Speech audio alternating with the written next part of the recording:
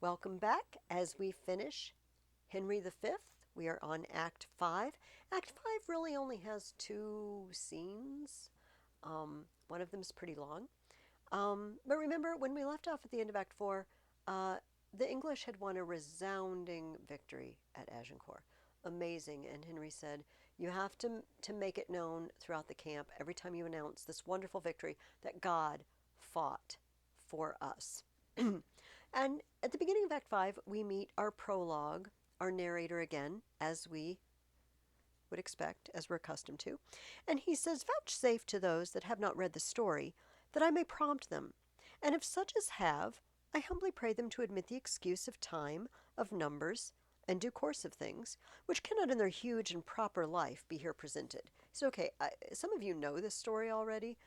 Please forgive the fact that we're going to mush a lot of events into a short amount of time. And if you don't know the story, I'm going to prompt you along in the story. Now we bear the king toward Calais. Grant him there. There seen, heave him away upon your winged thoughts athwart the sea.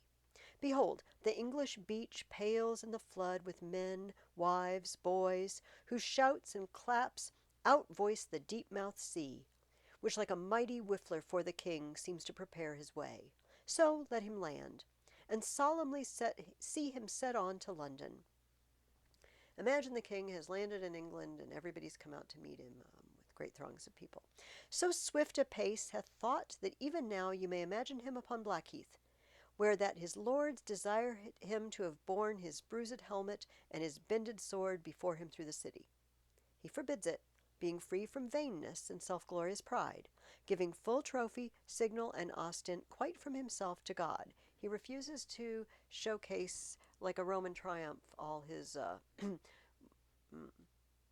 beat-up armor and all the signs of the great battle he's fought. He won't show off. But now behold, in the quick forge and working house of thought, how London doth pour out her citizens, the mayor and all his brethren in best sort, like to the senators of the antique Rome, with the plebeians swarming at their heels, go forth and fetch their conquering Caesar in. As by a lower but loving likelihood, we now the general of our gracious empress, as in good time he may, from Ireland coming, bringing rebellion broached upon his sword. How many would the peaceful city quit to welcome him?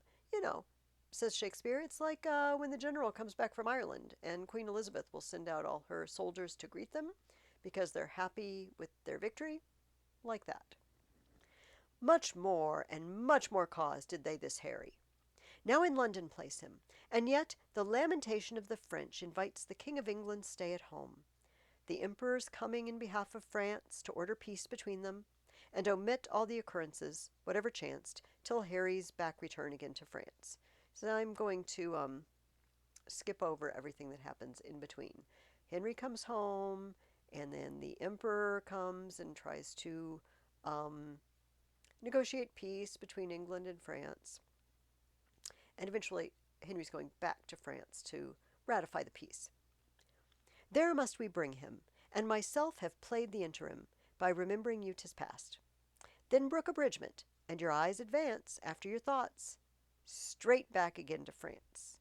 And now, in scene 1, we are back in France, after Henry has gone home and greeted his people and negotiated peace terms. He's coming back to sign it. And we find ourselves in the English camp outside the French capital.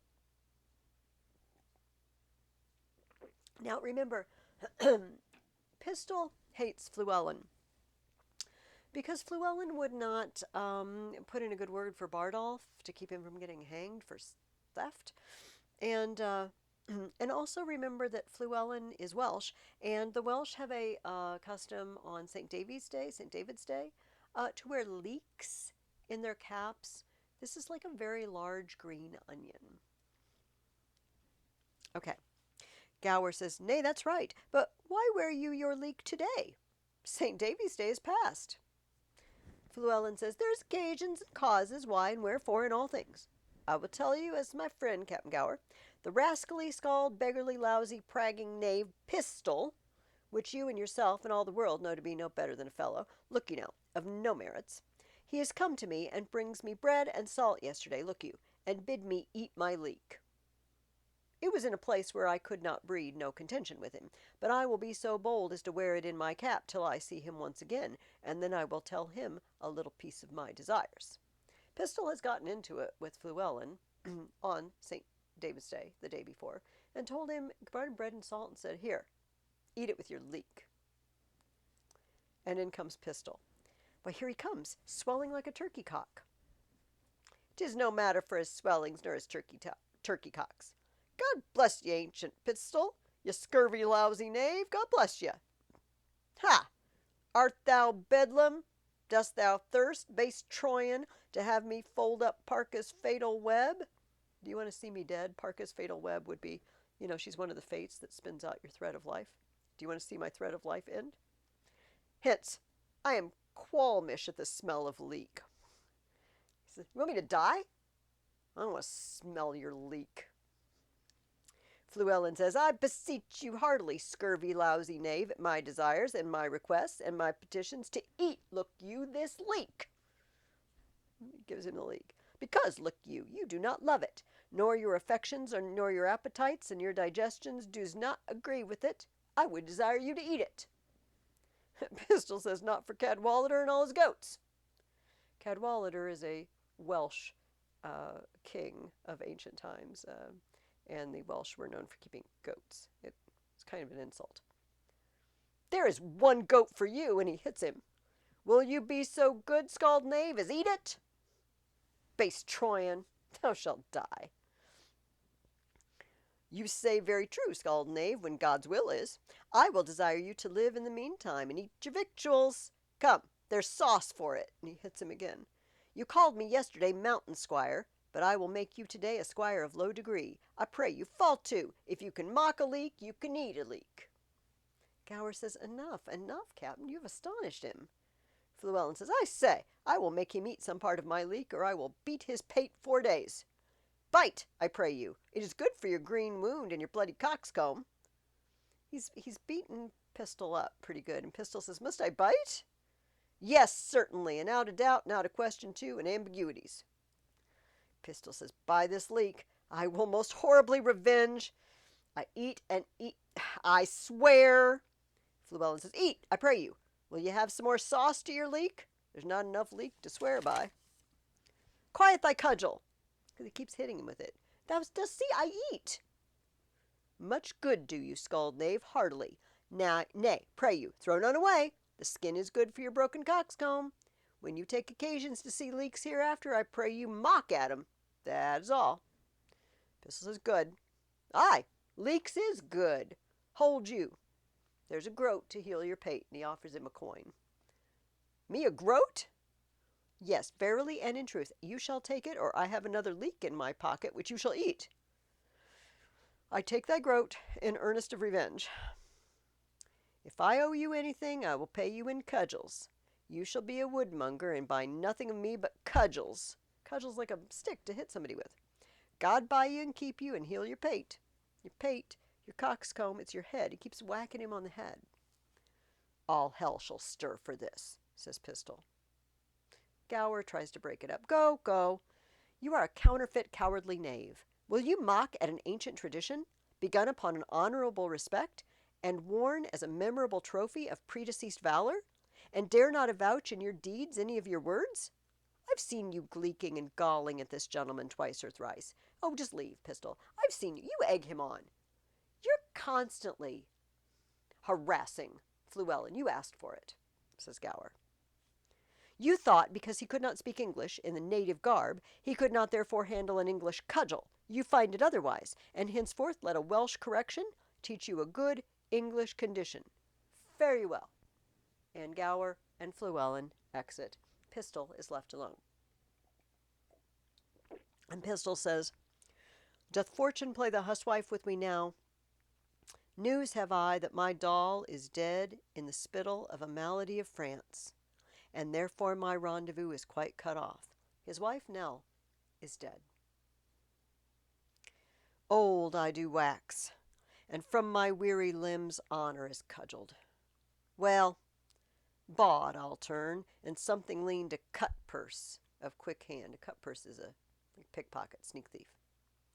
To England will I steal, and there I'll steal. And patches will I get unto these cudgelled scars, and swear I got 'em in the Gallia Wars. So you know what? I'll go to the doctor, get my scars healed up, all this beating that I've just had from Llewellyn. I'll tell people I got 'em in the wars. Do you remember earlier in the play, another character said, I know this sort. They go to war, and they're cowards. But, if they manage to get any sort of wound whatsoever, they show it off to best advantage in England. Maybe they get wounded just by accident, but they still show it off. They make a big show of the fact that they were in the army, they were soldiers, and everybody buys them free drinks, that sort of thing. Pistol says, I'm going to go home. I'm going to be more of a thief than I ever was. Fortune has robbed me of everything. Bardolph and Nym, we found out, have both been hanged. Nell is dead. Falstaff is dead. It's a very depressing end to scene 1. In scene 2, we are at the royal palace. What is going on in the meantime? Henry and some of his dukes are meeting with the French king and the emperor, actually I think Burgundy, one of the lords of France, trying to basically sign the peace treaty, sign the terms. And as scene 2 opens, Henry says, Peace to this meeting, wherefore we are met. Unto our brother France, and to our sister, health and fair time of day, joy and good wishes to our most fair and princely cousin Catherine. And, as a branch and member of this royalty, by whom this great assembly is contrived, we do salute you, Duke of Burgundy, and princes French and peers, health to you all. The French king says, Right joyous are we to behold your face, most worthy brother England. Fairly met. So are you, princes English, every one. The French queen says, So happy be the issue, brother England, of this good day and of this gracious meeting, and we are now glad to behold your eyes which hitherto have borne in them against the French, that met them in their bent the fatal balls of murdering basilisks. The venom of such looks, we fairly hope, have lost their quality, and that this day shall change all griefs and quarrels into love. When we've seen you before, you were attacking France. You were not very happy with France. You were angry and on fire. Now, we hope your look is kindly, that we can bring peace. King Henry says, To cry amen to that, thus we appear. You English princes all, I do salute you. And Burgundy says, My duty to you both, on equal love, great kings of France and England, that I have labored with all my wits, my pains, and strong endeavors to bring your most imperial majesties unto this bar and royal interview, your mightiness on both parts best can witness.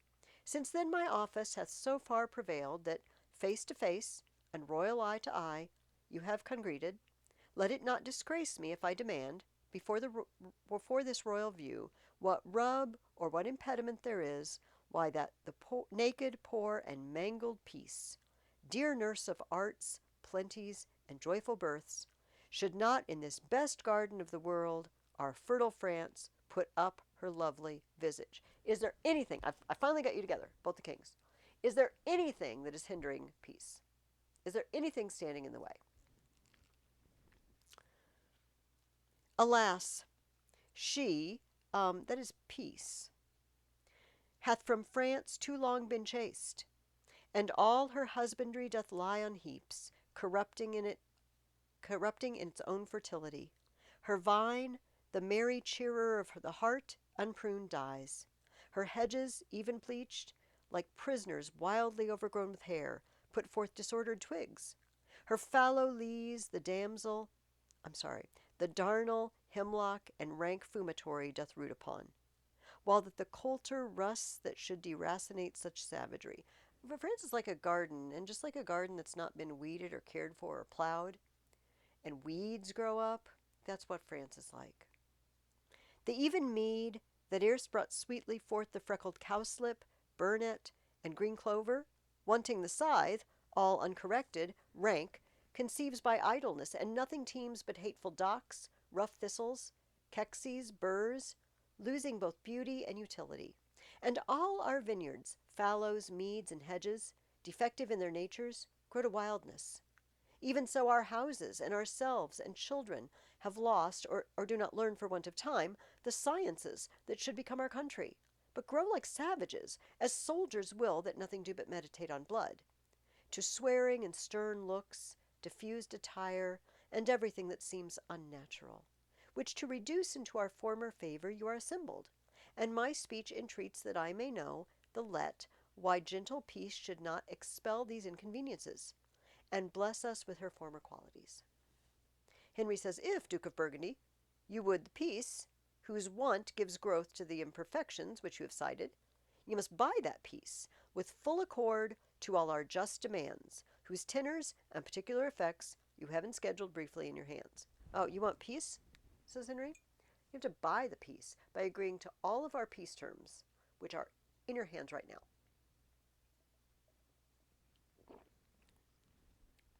Burgundy says, the king hath heard them, to the which as yet there is no answer made. The French king hasn't agreed yet.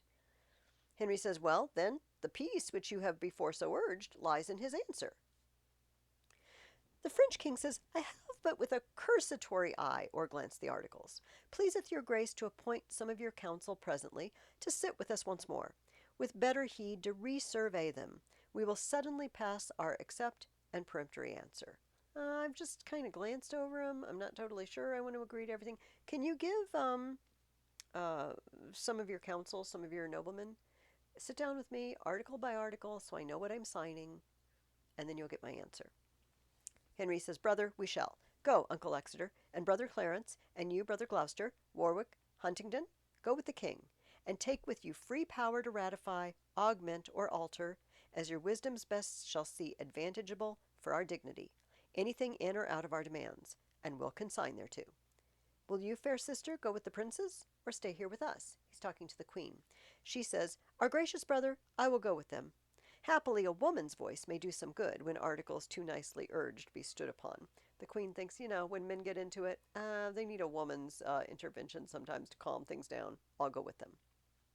Henry says, yet leave our cousin Catherine here with us.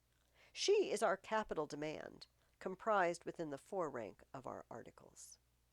The queen says she hath good leave. And everybody leaves but Henry and Catherine. Now, do you remember, earlier in the play we saw Catherine trying to learn English. She was with her nurse, maid, governess, Alice, who also stays behind here. And she anticipated that this might happen, that if Henry won, or even if France needed to bargain in any way, she might be the bargaining chip. She might get married off to Henry. And we see in this scene she has made some progress in the learning of English, but she's not quite there yet. So every once in a while they slip into French. So usually somebody interprets it. So I will either paraphrase it or we'll wait till somebody interprets it. And I'll just say she answers, because you have your book. You can see she's answering in French.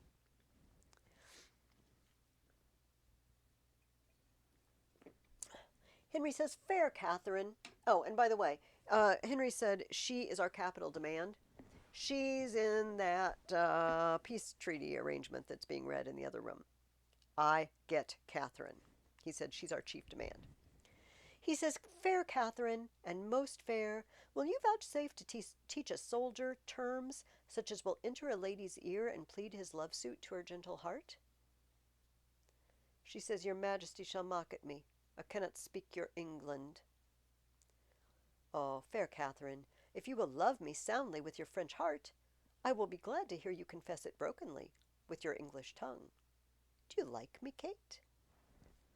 Pardonnez-moi, I cannot tell what is like me. Henry says, an angel is like you, Kate, and you are like an angel. She answers and basically said, what does he say? Does he say I'm like an angel? And her Alice says, oh yeah, says that's what he says, you're like an angel. Henry said, I said so, dear Catherine, and I must not blush to affirm it. Catherine says, men's tongues are full of deceit. What says she, fair one? That the tongues of men are full of deceits? Alice says, oui, that the tongues of demands be full of deceits. That is the princess. Henry says the princess is the better Englishwoman. In other words, she's not as gullible as some English women. She doesn't believe everything she hears. I' faith, Kate, my wooing is fit for thy understanding. I am glad thou canst speak no better English, for if thou couldst, thou wouldst find me such a plain king that thou wouldst think I had sold my farm to buy my crown. I know no ways to mince it in love, but directly to say, I love you. Then if you urge me farther than to say, do you in faith? I wear out my suit. Give me your answer in faith, and so clap hands in a bargain. How say you, lady? And she says, for your honor, me understand well. Oh, I know exactly what you're saying. King Henry says, Mary, if you would put me to verses or to dance for your sake, Kate, why, undid me. For the one, I have neither words nor measure, and for the other, I have no strength in measure, and yet a reasonable measure in strength. If I could win a lady at leapfrog, or by vaulting into my saddle with my armor on my back, under the correction of bragging be it spoken, I should quickly leap into a wife. Or if I might buffet for my love, or bound my horse for her favors, I could lay on like a butcher and sit like a jackanapes, never off. You know, if I could be a warrior and win women that way, it'd be easy. But before God, Kate, I cannot look greenly, nor gasp out my eloquence, nor I have no cunning in protestation, only downright oaths, which I never use till urged, nor never break for urging. If thou canst love a fellow of this temper, Kate, whose face is not worth sunburning, that never looks in his glass for love of anything he sees there, let thine eye be thy cook. Means you'll have to, with your imagination in your eye, dress me, make me presentable like a cook dresses a piece of meat. I speak to thee, plain soldier. If thou canst love me for this, take me. If not, to say to thee that I shall die is true, but not for thy love, by the Lord, no. Yet I love thee too, and while thou livest, dear Kate, take a fellow of plain and uncoined constancy, for he perforce must do thee right, because he hath not the gift to woo in other places. If you take a guy like me, I don't have the skills to get another woman. You'll be safe with me. For these fellows of infinite tongue, that can rhyme themselves into ladies' favors, they do always reason themselves out again. What? A speaker is but a prater, a rhyme is but a ballad. A good leg will fall, a straight back will stoop, a black beard will turn white, a curled pate will grow bald, a fair face will wither, a full eye will wax hollow. But a good heart, Kate, is the sun and the moon, or rather the sun and not the moon, for it shines bright and never changes, but keeps his course truly. You know, men skilled in singing and dancing and poetry, they age. You know, men go bald, fair faces grow old, but a good heart doesn't ever age. If thou wouldst have such a one, take me. And take me, take a soldier. Take a soldier, take a king. And what sayest thou then to my love? Speak, my fair, and fairly, I pray thee. She says, is it possible that I should love the enemy of France? He says, no, it is not possible you should love the enemy of France, Kate. But in loving me, you should love the friend of France. For I love France so well that I will not part with a village of it.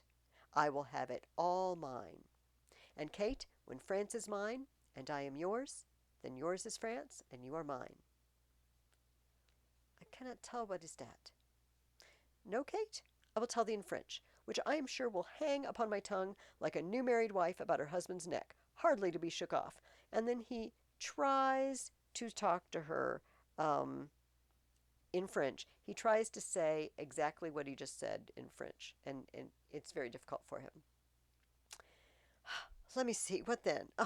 St. Denis be my speed. When he tries some more, it is as easy for me, Kate, to conquer the kingdom as to speak so much more French. I shall never move thee in French unless it be to laugh at me. She says, save your honor, the French that you speak is better than the English that I speak. He says, no, faith, it's not, Kate. But thy speaking of my tongue, and I thine, most truly falsely, must needs be granted to be much at one. But Kate, dost thou understand this much? Dost thou understand thus much English? Canst thou love me? She says, I cannot tell. Can any of your neighbors tell, Kate? I'll ask them. Come, I know thou lovest me, and at night, when you come into your closet, you'll question this gentlewoman about me, and I know, Kate, you will to her dispraise those parts in me that you love with your heart. But, good Kate, mock me mercifully, the rather, gentle princess, because I love thee cruelly. If ever thou beest mine, Kate, as I have a saving faith within me, tells me thou shalt. I get thee with scambling, and thou must needs therefore prove a good soldier breeder. I'm having to fight for your love, and so I bet the children we have will be good soldiers, good fighters. Shall not thou and I, between St. Denis and St. George, compound a boy, half French, half English, that shall go to Constantinople and take the Turk by the beard? Shall we not? What sayest thou, my fair flower de luce? I do not know that. No, 'tis hereafter to know, but now to promise. Do but promise now, Kate, and you will endeavor for your French part of such a boy, and for my English moiety take the word of a king and a bachelor. How answer you? My most beautiful Catherine of the world, my most fair, okay, I'm trying to make it out without the footnote. My most beautiful Catherine in the world, my very dear and divine goddess. She says, Your Majesty have false French enough to deceive the most sage demoiselle that is in France. King Henry says, Now, fie upon my false French. By mine honour, in true English, I love thee, Kate. By which honour I dare not swear thou lovest me, yet my blood begins to flatter me that thou dost, notwithstanding the poor and untempering effect of my visage. Now, beshrew my father's ambition. He was thinking of civil wars when he got me. Remember, his dad is the guy who took the kingdom from Richard II. He said, when I was born, my dad was thinking about civil war. Therefore was I created with a stubborn outside, with an aspect of iron, that when I come to woo ladies, I fright them. But in faith, Kate, the elder I wax, the better I shall appear. My comfort is that old age, that ill layer up of beauty, can do no more spoil upon my face. Thou hast me, if thou hast me, at the worst, and thou shalt wear me, if thou wear me, better and better. And therefore tell me, most fair Catherine, will you have me? Put off your maiden blushes, avouch the thoughts of your heart with the looks of an empress. Take me by the hand and say, Harry of England, I am thine. Which word thou shalt no sooner bless mine ear withal, but I will tell thee aloud, England is thine, Ireland is thine, France is thine, and Henry Plantagenet is thine. Who, though I speak it before his face, if he be not fellow with the best king, thou shalt find the best king of good fellows. Come, your answer in broken music. For thy voice is music, and thy English broken. Therefore, before Queen of all, Catherine, break thy mind to me in broken English. Wilt thou have me? She says, Dat is it shall please de roi mon père. That's as it shall please my father the king. Nay, it will please him well, Kate. It will please him, Kate. She says, Then it shall also content me. Upon that, I kiss your hand, and I call you my queen. And he tries to kiss her hand, and she says in French, Don't, my lord, don't. By my faith, I do not wish to lower your greatness by kissing the hand of a, oh, dear lord, unworthy servant. Excuse me, I beg you, my most powerful lord. He says, Well, then I will kiss your lips, Kate. And she answers, Oh, it is not customary for ladies of France to be kissed before their marriage. Henry says, Madam, my interpreter, what says she? That it is not the fashion for the ladies of France. I cannot tell what is baiser in English. To kiss. Your Majesty, entendre better que moi. Your Majesty understands better than me. Henry says, It is not a fashion for the maids of France to kiss before they are married? Would she say? Oui, vraiment. Oh, Kate. Nice customs, curtsy to great kings. Dear Kate, you and I cannot be confined within the weak list of a country's fashion. We are the makers of manners, Kate, and the liberty that follows our places stops the mouth of all fine faults, as I will do yours, for upholding the nice fashion of your country in denying me a kiss. Therefore, patiently and yielding, and he kisses her.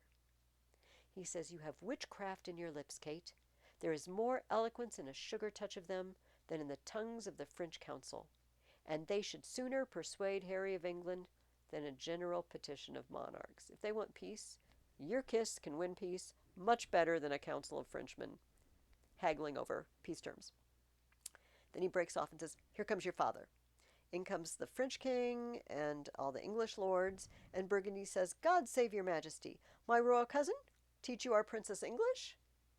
He says, "I would have her learn, my fair cousin, how perfectly I love her, and that is good English." Burgundy says, "Is she not apt?" He says, "Our tongue is rough, coz, and my condition is not smooth, so that, having neither the voice nor the heart of flattery about me, I cannot so conjure up the spirit of love in her, that he will appear in his true likeness." Burgundy says, "Pardon the frankness of my mirth, if I answer you for that. If you would conjure in her, you must make a circle. If conjure up love in her in his true likeness, you must appear naked and blind." He's making some off-color jokes here, but he's always also referring to like a Cupid, love is blind, a god of love. "Can you blame her, then, being a maid, yet rosed over with virgin crimson of modesty, if she deny the appearance of a naked blind boy in her naked seeing self?" Cupid, the naked blind boy. "It were, my lord, a hard condition for a maid to consign to." He says, "Yet they do wink and yield, as love is blind, and enforces." "They are then excused, my lord, when they see not what they do." Henry says, "Then, good my lord, teach your cousin to consent winking." Burgundy says, "I will wink on her to consent, my lord, if you will teach her to know my meaning. For maids, well summered and warm kept, are like flies at Bartholomew tide, blind, though they have their eyes, and then they will endure handling, which before would not abide looking on." Henry says, "This moral ties me over to time and a hot summer, and so I shall catch the fly, your cousin, in the latter end, and she must be blind too. As love is, my lord, before it loves." Henry says, "It is so, and you may, some of you, thank love for my blindness, which cannot see many a fair French city, for one fair French maid that stands in the way." He says, "You Frenchmen, you can be thankful that love is blind. Love for her is blinding me to the fact that in the peace terms, I could be demanding a good many other cities to be turned over to England. I'm giving up some of France that I could take because I want her instead." The French king says, "Yes, my lord, you see them prospectively. The cities turned into a maid, for they are all girdled with maiden walls that war has never entered." Henry says, "Shall Kate be my wife?" The king says, "So please you." Henry says, "I am content, so the maiden cities you talk of may wait on her." I'll leave those cities alone. "So the maid that stood in the way for my wish shall show me the way to my will." The French king says, "We have consented to all terms of reason. We agreed all your terms." "Is it so, my lords of England?" "The king hath granted every article, his daughter first, and then in sequel all according to their firm proposed natures." Exeter says, "Only he hath not yet subscribed this, where your majesty demands that the king of France, having any occasion to write for matter of grant, shall name your highness in this form and with this addition in French." Basically, in French, he has to call him, instead of making my way through the French, our very dear son Henry, King of England, heir of France. And thus in Latin, Praeclarissimus filius noster Henricus, Rex Angliae, et Haeres Franciae.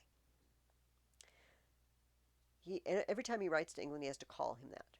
The French king says, "Nor this I have not, brother, so denied, but your request shall make me let it pass." I haven't signed that I will do that yet, but, can we discuss that? Henry says, "I pray you then, in love and dear alliance, let that one article rank with the rest, and thereupon give me your daughter." He says, "Take her, fair son, and from her blood raise up issue to me, that the contending kingdoms of France and England, whose very shores look pale with envy of each other's happiness, may cease their hatred, and this dear conjunction plant neighborhood and Christian-like accord in their sweet bosoms, that never wore advance his bleeding sword twixt England and fair France. The hope here is that Henry and Catherine will have a child, and he'll be half French and half English, and he'll be the heir of France and he'll be the heir of England, and the kingdoms will become one, and they'll stop fighting. Remember, this is in the midst of the 100 Years' War. This fighting has gone on for decades now. And so they're hoping this will put an end to it. The Lords say, Amen. Henry says, Now welcome, Kate, and bear me witness all, that here I kiss her as my sovereign queen. The French queen says, God, the best maker of all marriages, combine your hearts in one, your realms in one. As man and wife, being two, are one in love, so be there twixt your kingdoms, such as spousal that never may ill office or fell jealousy, which troubles oft the bed of blessed marriage, thrust in between the paction of these kingdoms, to make divorce of their incorporate league. That English may as French, French Englishmen receive each other. God speak this, amen. And everyone says amen to that. And Henry says, Prepare we for our marriage, on which day, my lord of Burgundy, will take your oath, and all the peers, for surety of our leagues. Then shall I swear to Kate, and you to me, and may our oaths well kept and prosperous be. Now, we could have stopped the play right there. The end. And they all lived happily ever after. But the prologue, the chorus, has to give us an epilogue now. He has to tell us what happens next. Thus far, with rough and all unable pen, our bending author hath pursued the story, in little room confining mighty men, mangling by starts the full course of their glory. So our author, the author of this play, has presented to you this story, mighty men confined in a little room, the theater, mangling by starts the full course of their glory. In other words, he's altered how much time all this took. Small time, but in that small most greatly lived this star of England. Fortune made his sword, by which the world's best garden he achieved, and of it left his son imperial lord. He achieved the world's best garden, France, with his sword, and left his son lord of it. Henry VI, in infant bands crowned king of France and England, did this king succeed, whose state so many had the managing that they lost France and made his England bleed, which oft our stage hath shown. And for their sake, in your fair minds, let this acceptance take. This is a real down note at the end of the play, and when we get together this week in class and talk about it, I want to brainstorm some reasons why Shakespeare decided to give us not the happy, yay, we're getting married and we're going home to England and France and England are going to be one. But instead, the chorus has to come in and say, his son Henry VI, he was fairly young when his dad Henry V died, and he was left under so many adult caretakers. So many people had the managing of the kingdom that they lost France. After all this. So think about that. Think about what you think Shakespeare was doing by leaving us on this slightly depressing note. And we'll see what you think when we meet this week.